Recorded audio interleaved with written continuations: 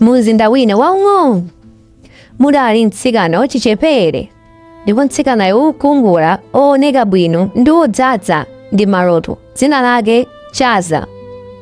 Komatu mtsikanayo adali mchikondi ndi mnyamata wina wa m'mudzi momwemo, mnyamata wa mtima wabwino ooneka bwino koma osowa ndalama.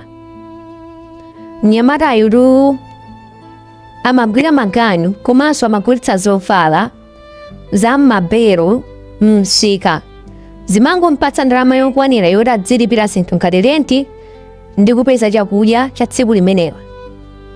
Komano kupatulapo mphawi, chikondi chawo chidali chenicheni. Anthuwa akamauzana kuti ndimakukonda zimakhala zoveka.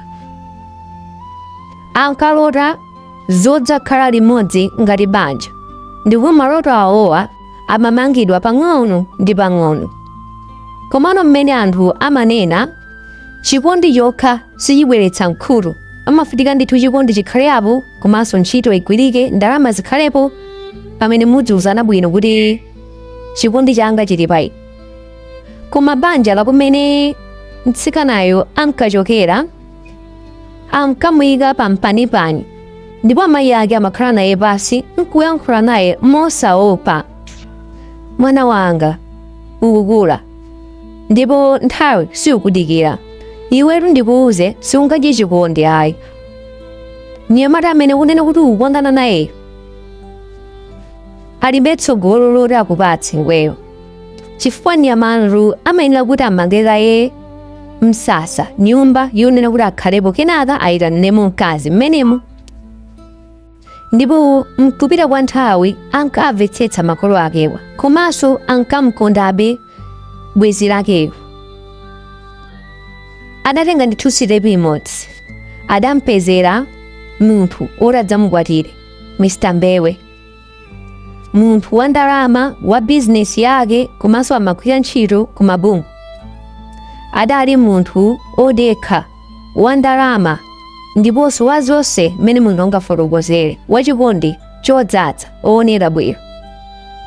Komatu Chaza mtima wake udali kwa chikondi chake choyamba, osati kwa munthu amene ayi. Ngakhale munthuyu adali kasitomala oyenda kunja, kasitomala okwera ndege kupita kunja kukapanga maphunziro kubwerapo, nayenso ankasakasaka mkazi wabwino. Ataona Chaza anadziwa kunena kuti mkazi ndi amene, ndipo adakhala poyankhulana ndi makolo ake kuti amutenge. Zidathekadi, Chaza adavomera mcholinga choti asangalatse makolo ake. Ndipo Chaza nthawi zambiri akakhala kuchipinda kwake ankadzilira yekha nkumadziyankhula kuti inetu Mamuna wanga ine mankonda, adandipeza yekha, adandikonda, inenso ndidamukonda.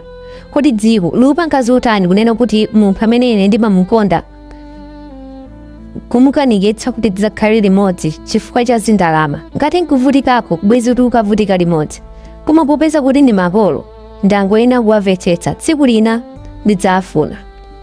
Ndipo mkati mwake munkayenda mawu tsiku lina akulingalira kuti kodi Mamuna ake adzakhala naye mpaka liti. Mudali mawu onena kuti munthu wosauka chikondi chake chimankanasowa pang'ono-pang'ono nthawi imene njala yafika, chifukwa amakhala bize napasaka chakudya choti mudye. Chikondi chionetsa bwanji? Sunganene kuti ine ndimakukonda m'mimba mwako mulibe kanthu, uzango yasamula.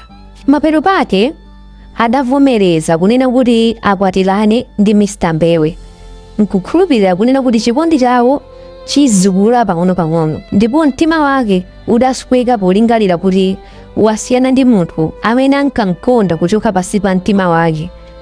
Komanso panali ngati kuti ali pamulatho ochoka ku chikondi china kupita ku chikondi china osapuma.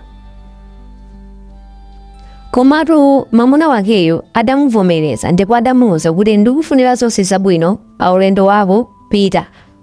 Ndipo tsiku la ukwati wawo lidafika.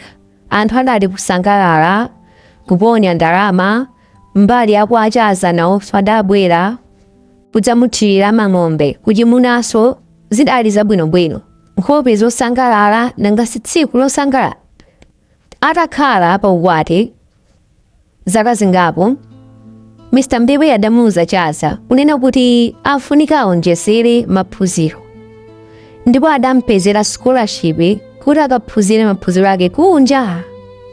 Koma woyamba kupita akhale iyeyo mwamuna wakeyo, Mr. Mbewe. Ndipo Mr. Mbewe adapita kunja kukapanga sukulu. Ali kumeneko adadziwa kuti akhalapo zaka zingapo. Ndipo chaza amapempha thandizo kuti azimutumizira ngati mkazi wake. Ndipo mamunayo samaumika. Amapizapo ndalama zochuluka koma amatumiza. Mamuna mkazi wanga, ndalama zimenezo ndatumizazo mutimangire nyumba. Akatero otumiza ndalama zimenezi ndatumizazo za mwana. Ndalama zimenezi ndatumizazo upititsane kwa makolo. Ndalama ndatumizazo pangani business. Ndalama ndatumizazo pangani chakuti. Koma iyeyo samasiya kuleka kufuna ndalama kumuuza mwamuna wake kuti afuna ndalama. Pafupifupi sabata iliyonse mamuna amakhala kutumiza ndalama chifukwa iye amakhulupirira kuti mkazi anapezayo.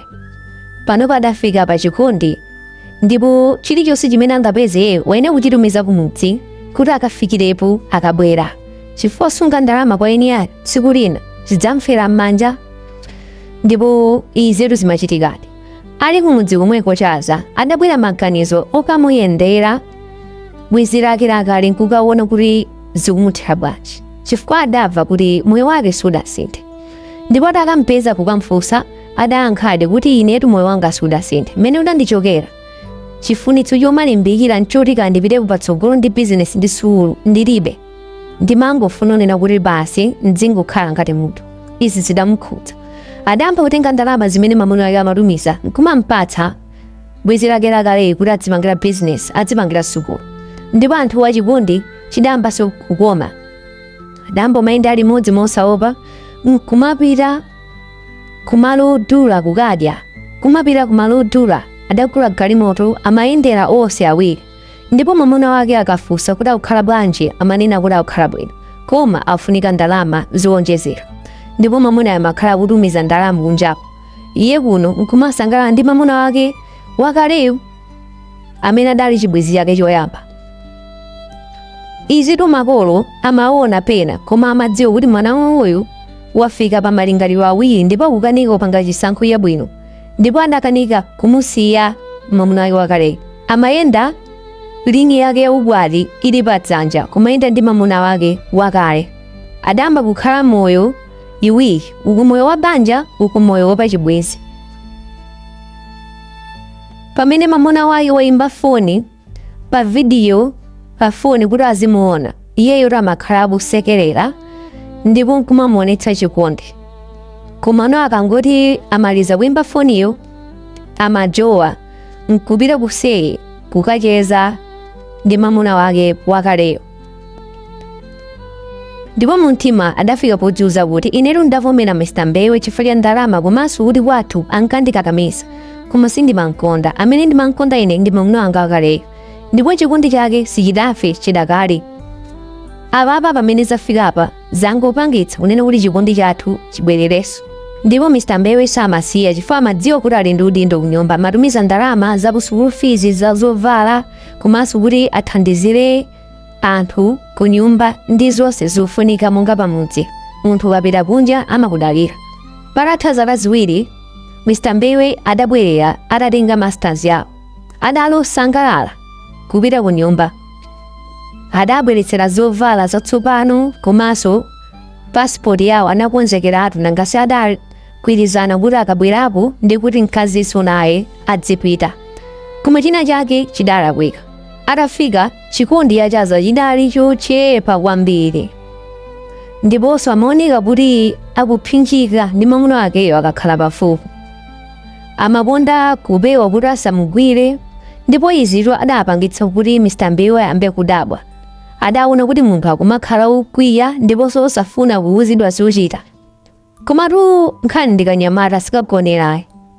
Udziwo patapita masiku angapo adayamba kumva khambakama kuti mkazi wa uyu akuyenda ndi mamuna wake wakale. Ndipo achibale amabwera nkumadzafotokozeranso zimenezi. Adamutenga nkumukhazika pasi ukakukambirana naye kuti afotokoze chenicheni chochitika nchani chifukwa munthu wa pabanja sangamayendenso ndi mnyamata onena kuti sali pabanja komanso mnyamata onena kuti adali chibwenzi chake. Ndipo apatu sadachedwe adawulula kuti ine ndinkakonda amuna angawa chifukwa chonena kuti kubanja kwathu adatikakamiza kuti ndikonde munthu wa ndalama wophunzira, koma chikondi changa chenicheni ine chili pa mnyamatayo ndipo sichidafi ayi. Ndikumva chisoni komanso kuti ndatayitsa nthawi Mr. Deo kuti azindikonda, koma kunena choona ineyo sindakondepo ayi. Ndimangokhala chifukwa ndi munthu wabwino komano ndimangomulemekeza basi. Koma Mr. Mbewe adamufunsa kuti kodi iwe mtima wako pamene uliwa ufuna kukhala ndi ine kapena bwezera kulaka? Ndipo adayankha kuti ineyo ndimakonda ndi munthu wabwino komano mmene zilili papa muli monse mmene mukanene. Ndipo Mr. Mbewe adamuwuza kuti ine sindingakukakamize kuti ukhale pano, ndimadziwa chikondi sakakamiza, koma wadandiuza zimenezi poyambirirapo mwina mkadakani mkadapusiya. Taona apa zaka 7 zadutsapo mpamene ukukandiuza lero tili ndi mwana ndakuphunzitsa mpaka na pano uli ndi degree. Taona pandakupezera scholarship udzipita kunja koma ukanena zimenezi lero kodi unaloleranji mtima wako kuti ukunamize? Ndipo adayakha kuti Mulungu ndikhululukira mundimvere chisoni ndipo ndikambireso. Apa adamulula mkazi kuti akambireso, koma tsoka ino patapita chaka chimodzi adakayambanso kuvutika nkuona kuti moyo suli chimodzimodzi. Mnyamata uja pa zaka 7 adaphunzira kukhala ndi anthu ena, ndipo apa adayamba kumayenda ndi azikazi ena pamene adazindikira kunena kuti nyengo zimasintha. Anthu amene tinkadziwa kale mmene tinkadziwira nthawi ikapitapo amakhala kuti aphunzira ziphunzitso zina zatsopano zimene tikabwereranso m'moyo mwawo tsopano timakazizindikira pakapita nthawi. Dziwani kuti chikondi chokha sichikwanitsa kukhutitsa munthu, ndipo chikondi cha munthu osauka chimachepa ngati m'mimba mabwera njala. Dziwani kuti munthu amene akusonyeza nkhope yosangalala mumtima mwake simukhalanso choncho ayi. Musagwiritse ntchito anthu mcholinga cha cholowa chimene eniyo mukuchifuna.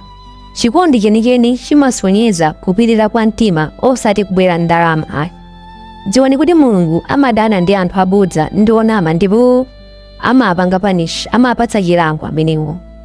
Dziwani kulemekeza wina aliyense ndipo kufotokoza kuti chinthucho mukusangalala nacho kapena simukusangalala nacho. Dziwani kuvomera kuti eya ndipo eya wanu adzikhala eya, ayi adzikhala ayi. Pamenepo pamene pamadzichoka madalitso a Mulungu. Pangani like and subscribe.